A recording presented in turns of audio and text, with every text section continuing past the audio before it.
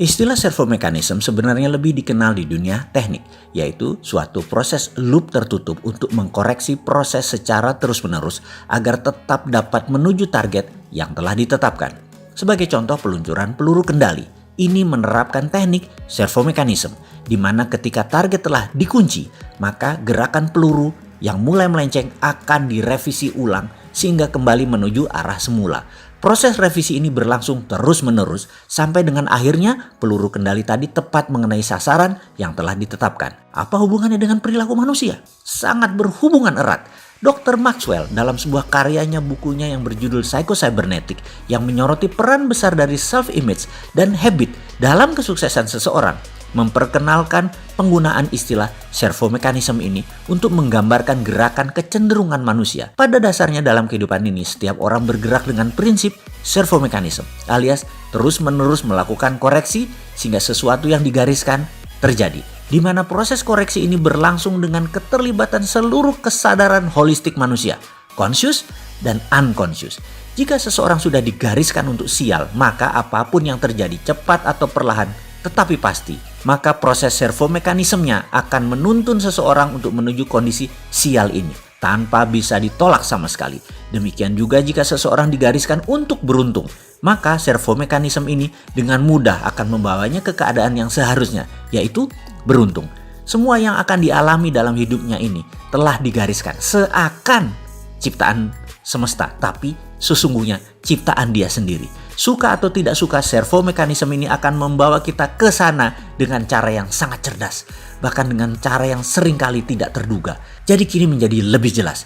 Jika sesuatu saat ini kita berkeinginan untuk mencapai sesuatu yang biasanya dalam hal ini hal-hal yang indah dan menyenangkan, lalu di dalam perjalanannya seakan-akan kita sudah semakin mendekati hal tersebut, tetapi tiba-tiba di akhirnya semua berbelok. Maka jangan menyalahkan siapapun, karena servo mekanisme dalam diri kita lah yang bekerja. Loh, kok gitu? Jadi artinya hidup kita sudah digariskan dan kita tidak dapat keluar dari garis ini. Apakah ini yang disebut nasib atau takdir atau apapun istilah sejenisnya? Tentu saja tidak.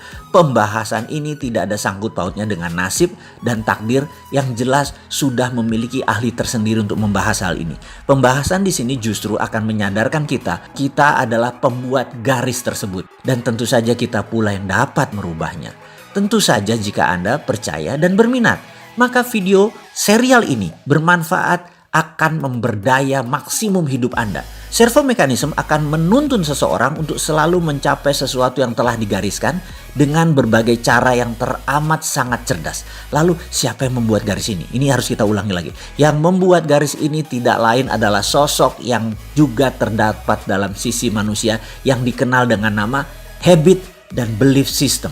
Kita tidak akan pernah dapat lari dari habit kita dan belief system kita sendiri. Dalam konteks praktis sehari-hari, apapun yang kita peroleh dalam kehidupan kita ini hanyalah ekspresi dari seluruh kemampuan kita yang telah mencapai tingkatan unconscious competence. Sebagai contoh, jika kita pernah mengalami kegagalan dalam suatu aspek kehidupan, katakanlah bisnis, maka kegagalan-kegagalan berikutnya akan cenderung untuk memperkuat self-image dan belief bahwa kita adalah ahli kegagalan bisnis. Itu jadi seakan-akan jadi habit. Lalu sampai dengan batas tertentu kegagalan bisnis ini akan menjadi skill dan melekat dalam diri seseorang tersebut, alias sudah mencapai tingkatan keahlian unconscious competence. Lalu sejak saat itu bergeraklah langkah dia yang dipandu oleh automatic guided system yang bergerak dalam pola servo mekanismenya. Setiap dia berbisnis pasti merugi sehingga dia frustrasi karena kegagalan adalah ahlinya dia. Apapun dalam kehidupan ini, jika telah sedemikian mudahnya mencapainya, maka sesungguhnya kita sudah menjadi ahli alias berkemampuan. Kita telah mencapai tingkat unconscious competence. Sekarang kita list pertanyaan di bawah ini. Apakah Anda pribadi yang selalu beruntung? Apakah Anda selalu didera sial yang tak berujung? Apakah Anda gampang memperoleh pinjaman uang? Apakah Anda selalu ditolak saat meminjam uang? Apakah Anda selalu sehat?